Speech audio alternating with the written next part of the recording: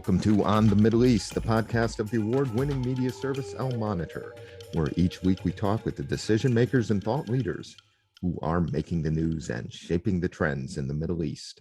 I'm Andrew Parasolidi, president of Al Monitor, and our guest today is Hadley Gamble, reporter and anchor for CNBC's TV show Capital Connection, based in Abu Dhabi. Reporting from the Gulf, Hadley covers the midday Asia markets and gets viewers ready for the Middle East and European trading day.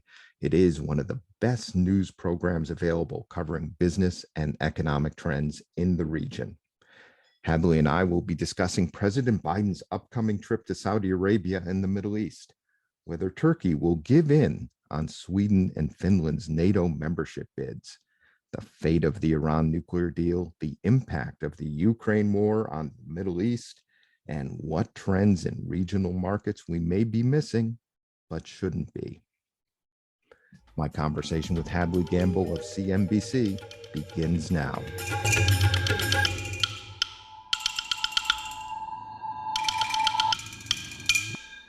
Hadley, welcome back to On the Middle East.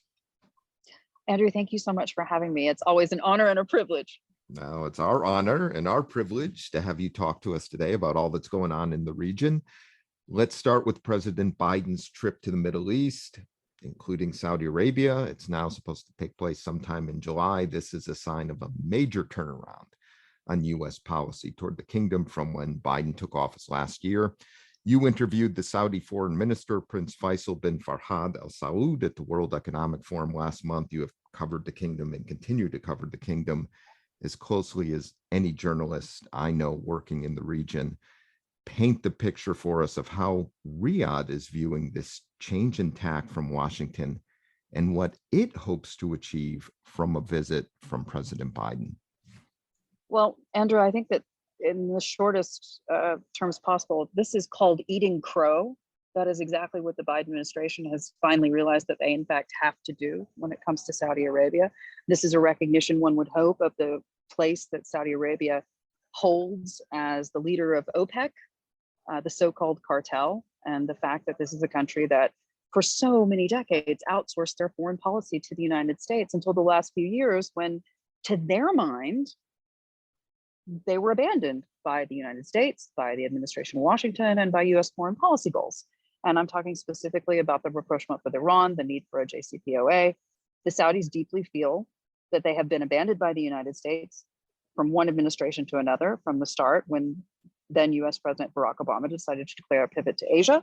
I was sitting in the room when foreign ministers, aghast, looked at the only US representative there in Bahrain. And you were, I think, in that room too, all those years ago. That's right. And you were there, and they were aghast, and they wondered what that really meant for them. They didn't understand why they were being abandoned and to what extent that would mean. And I think everything that we've seen in the decade subsequent to that, this idea of forming their own foreign policy, these frankly failed journeys into Yemen and elsewhere by the Saudis, by the UAE, is a knock-on effect of the fact that they felt abandoned by the United States.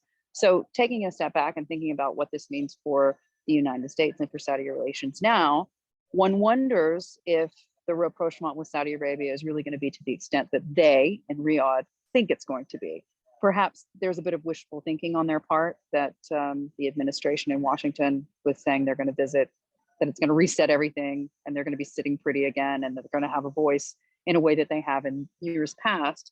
But at the same point, one hopes that those in Washington, that those sitting in the White House understand that you cannot negotiate energy policy without being able to pick up the hotline to Riyadh and to Moscow. And that is actually one thing that former President Donald Trump actually got. Let's get into the oil piece of this for a bit. The kingdom recently agreed to an increase in the OPEC plus quota. That's been a long-standing ask by the United States. But I think, if I understand what you've been saying recently, your view is there's less here than meets the eye. Absolutely. I mean, so essentially what you know at this point is that the IEA, the International Energy Agency, has said that something like 3 million barrels could be lost in the second half of this year as a result of US and European sanctions on Russian oil, right? So this is all of the barrels that are going to come off the market as a result of nobody wants to be caught red-handed with Russian oil, first of all. And second of all, you're going to have to, anything that Russia sells is going to have to go at a discount. So that means that already there's going to be a lot of Russian oil off the market. Now, July and August, they had already scheduled something like 650,000 barrels per day, right? And they had priced that in terms of around 430,000 into their market, right? Being additional barrels to the market. So essentially what you've seen in this agreement is they brought forward the amount of barrels they were going to put forward in September, right? And they brought it forward by a couple of months to enter the market in the next month, which is 355,000 barrels over the next 2 months, right? So in the end, although it seems as if the UAE and Saudi Arabia, OPEC countries have put more barrels on the table, you have to put that in perspective with the barrels that are being taken off the table by Russia. So actually, it's not that much. And you're going to have another reaction that we saw a couple of months ago when the United States decided in their infinite wisdom that they were going to put potentially more barrels by the release of the Strategic Petroleum Reserve. It was like a drop in the barrel. And the time they did it before, same situation.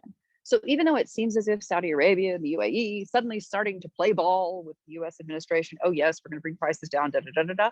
You've got to remember, you're already taking a heck of a lot of barrels off the table when it comes to Russian crude. And we're talking about an already very tight market because of years of underinvestment and the fact that they were really trying to play it safe with the demand picture. Because even though you've had Shanghai locked down for all those months and the worry about demand from China, we're going to see increased demand from Asia. It's just going to continue to go up and up and up. The United States, biggest economy in the world, for now, still demanding a lot of crude. We're demanding energy across the board. So you've got an environment where there just isn't enough energy to fulfill the need. So no matter what it looks like, the US can take credit for this, but it's not putting that much more on the table. Let's talk about Iran. This has been a bad week for those hopeful of a revival of the Iran nuclear deal. What's the buzz out there in the region about Iran, including if there is no deal? Now, on the one hand, there's a lot more regional diplomacy. There's been an Iran-Saudi negotiations in Baghdad. The UAE also now has its own channels to Iran. Is the expectation that Iranian behavior will moderate with or without a deal, or is everyone taking a deep breath and worried about what Iran might do next? So I asked this question of the Saudi foreign minister at Davos a couple of weeks ago. And, are you worried about Iranian crude coming onto the market? Are you worried about a JCPOA that doesn't necessarily reflect that second track, that dual track that you've so often spoken to me about, the necessity for this?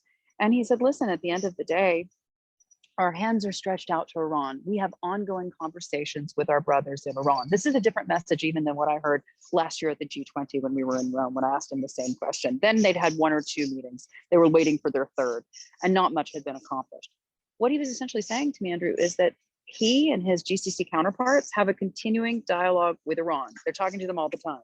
Whether or not they've come to any conclusions about whether there should be, Houthi attacks in Abu Dhabi and on infrastructure in Saudi Arabia, that's another question, but they at least have that conversation ongoing. The problem, of course, is whether or not the Iranians feel like there's any reason to give any ground to the Biden administration at this point. Why would they? The Biden team is looking at the price at the pump, $5.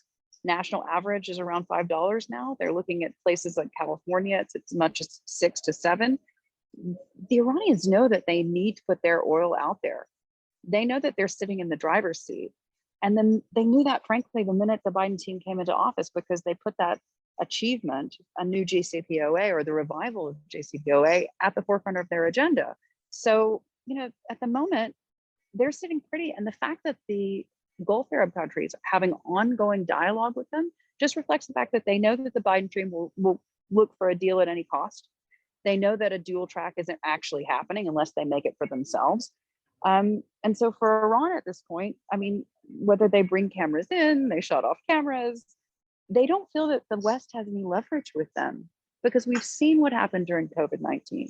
We've seen the impact of sanctions over the Trump years. I don't think this is an administration, can call them that, or a leadership that actually cares about the welfare of their citizens. So whether their citizens are doing well or dying of COVID, do they actually care? You mentioned the energy points here. Is there then not an incentive on both sides, the West, given the energy crisis that's a consequence of the Russia-Ukraine war, and in Iran, Yes. in terms of getting investment and increasing exports, a return, at least in part, to the international financial system to do the deal. I mean, those incentives would seem to be higher. How can Iran keep itself out of the international energy market to probably double exports of oil very quickly if there was a deal? One would wonder. I mean, at the end of the day, this is a country that could be in a very different socioeconomic state than it is today. And the only reason that they are where they are is strictly down to politics. And one wonders why they wouldn't, as you say, take total advantage of the fact that the United States and the rest of the world is in hock to a system that Vladimir Putin has been able to take complete advantage of. Because if you were to allow more Iranian oil onto the market, one would assume with the laws of supply and demand that prices would inevitably go down. But the thing is you can't flip a switch, right? This wouldn't happen automatically. And I think that they are smart enough to know, after all of their decades of negotiating with the West, that if they can get a better deal for their crude, if they can get a better deal for their economy, then they're going to do it. And I think that they're going to play the waiting game.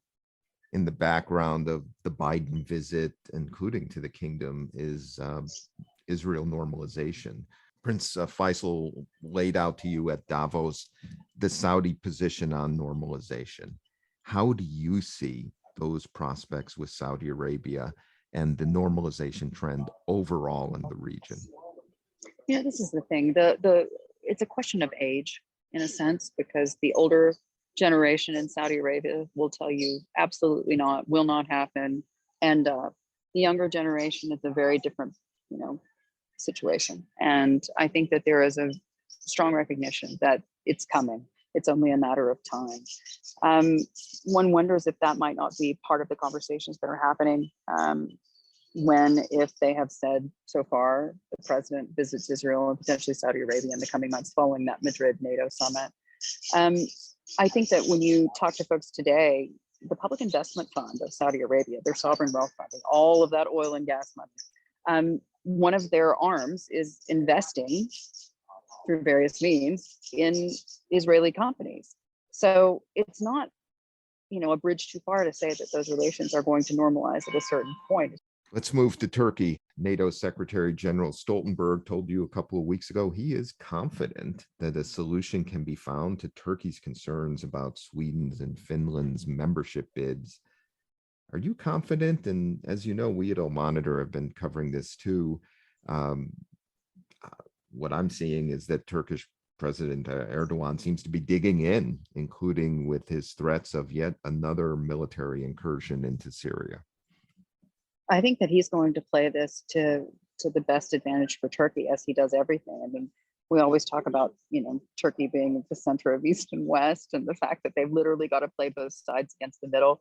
In many interviews that I've had with the Turkish foreign minister and other ministers within that government, they've essentially said to me that they're going to do the best for themselves. And we're seeing that playing out right now. As you mentioned, that interview that I had with Jens Stoltenberg, he said, I'm confident that we can get to a deal with the Turks. But the thing is, they're going to have to give to receive. That's always got to be the way, right? And one thing about that, first of all, why is it that NATO members have to literally bow and scrape to Turkey to get anything done? Two, why is the only NATO member who seems to be able to successfully, quote unquote, negotiate with the Russians, why is that Turkey? Why is that not a European nation? Turkey has more to gain and to lose. They are also, close to the Ukrainians, close to the Russians, but they've managed to put themselves into a position where NATO members have got to kowtow to them, and they're going to play that to their very best advantage. There is a sense, I think, in the region, at least, between Saudi Arabia and the UAE, who deal with the Turks on a very regular basis, that if they can get the Turks to, quote unquote, forgive the Khashoggi merger, which they have, then, Erdogan can be pushed to the highest bidder. And I think you're seeing that playing out now. I mean, from what I've been told behind the scenes, that if it's a question of weapons, if they get the go-ahead from Washington on fighter jets, then they're going to be feeling pretty good. And they'll continue to exert pressure on Russia. Not too many years ago, we saw that downed Russian fighter jet, and the Turks seemingly ready to go to war with Russia, and NATO didn't back them up. That, of course, was during the Obama administration. And I think they learned from that. And so in every conversation subsequently with NATO, they've understood that, NATO wouldn't necessarily be there for them if they started a ruckus. So might as well use this to their best advantage. And that's what's happening now.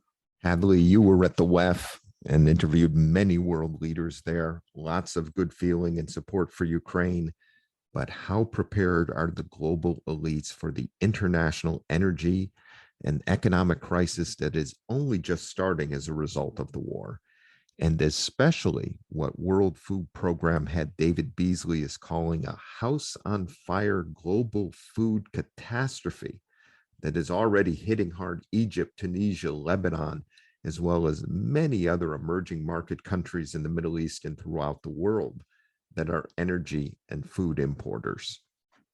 It's incredible, Andrew, because, at the World Economic Forum summer version that we had this year, this was the conversation that every single person was having, that nobody was technically talking about on camera, because nobody wanted to stand up there and be the people who were telling Ukraine that they need to cede territory to Vladimir Putin to make all of this go away. Nobody wanted to say that on camera, but everybody was saying it off camera, in sessions, to me, in multiple conversations. And it's interesting that this is a conversation, obviously, that we were having in May, June, when back in January, February, this was a conversation that I was having with folks, that if an invasion took place, what this could mean for global security, what this could mean for food prices. And the oil ministers had it first. I was talking to the Saudis, to the UAE, even in March, and they just said, listen, you don't understand how bad this could really get.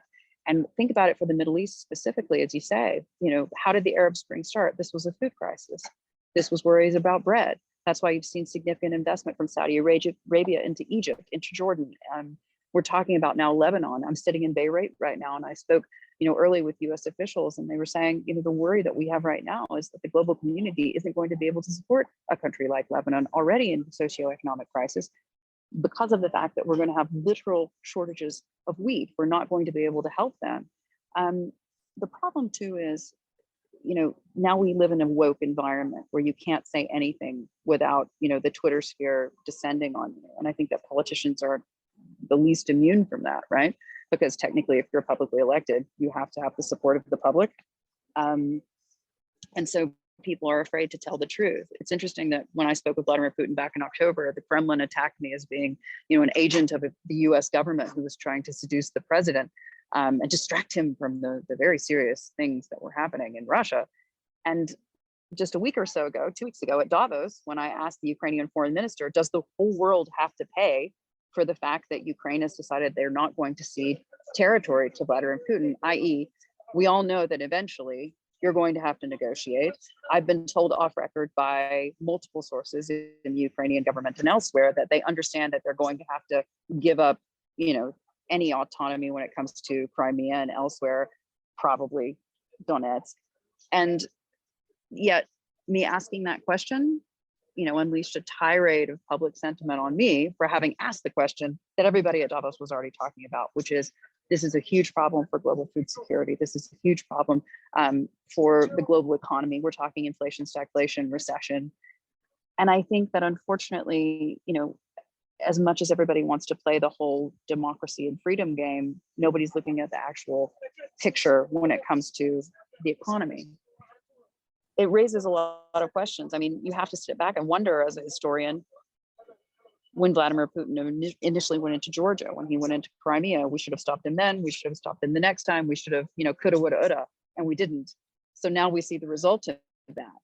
Finally, Hadley, you cover every day Middle East and Asian markets from Abu Dhabi for CNBC. It's a great show, by the way. What are some of the exciting trends and good news stories you're seeing in the regional economies? I think that probably the startup story still is very, very interesting. You have still a lot of money in the global economy trying to find a return. So you have investors willing to put money behind startups and, sort of third third tier investments that they wouldn't necessarily have put money behind in the past. We've seen a couple of unicorns coming out of the Middle East when we talk about, obviously, Kareem a few years ago and Kotopi just a year or so ago. There's still a willingness to find that next big thing, which I think in the UAE and Israel specifically is pretty strong. And in terms of the good news stories, we continue to see women doing much better, maybe than the global average in the region, but just because of the fact that a place like the UAE has decided that there need to be quotas in place. Half the government has to be women. They've instituted that kind of thinking in the private sector as well when it comes to the boards of companies. And in a sense, they're actually much more forward thinking than even some Western economies, but still so much further to go. And I think that at least in the region, we recognize that and we have that conversation. But when we talk about, a lack of public funding, when we talk about a global economy in contraction, higher oil prices, yes, they're good in the short term, but the Saudis, the UAE, the Gulf countries understand that this isn't going to last forever. And they are quickly reinvesting in oil and gas because they know that transition fuels are going to be very important in the next 10 to 20 years. But they're also trying to invest desperately in their private sector economies because they understand that the transition is going to happen much more quickly than even they anticipated. And the Gulf economies, which have been focusing on the transition to renewables, keep that focus in the time of very high oil prices. They say that they're going to. And that's what His Royal Highness Prince Abdulaziz has said to me repeatedly. The finance minister of Saudi Arabia has said that to me as well.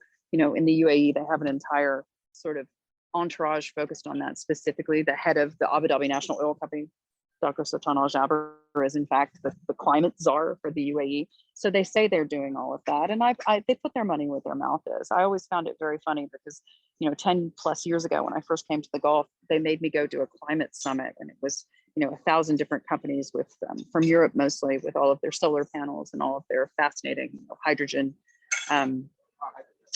investments and patents. And I realized that the majority of those patents, even though they were developed obviously in European countries, were owned by the region, owned by regional players and sovereign wealth funds. And I thought, how fascinating. They own the energy of now, oil and gas, and they're going to own the energy of tomorrow. So I don't think that that's put on hold at all. I think that's potentially even accelerated because they've got so much disposable income as a result of these higher oil prices. Hadley, we're out of time. It has been a treat, as always, to talk with you about the Middle East. Thank you for joining us today on the Middle East. I love you so much, Andrew. Thank you for having me. We will return after this break.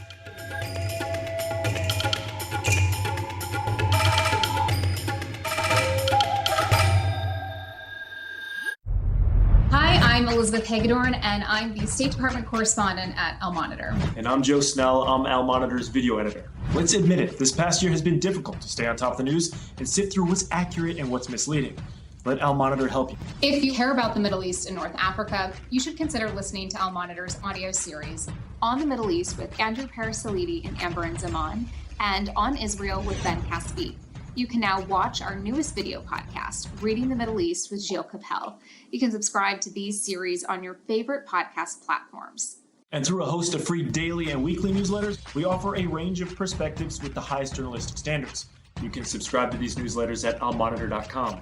As an award-winning media service headquartered in Washington, D.C., Al Monitor has a network of over 160 contributors around the world. So if you haven't done so already, be sure to visit almonitor.com, where you can find all of these newsletters and podcasts along with first-class reporting and analysis.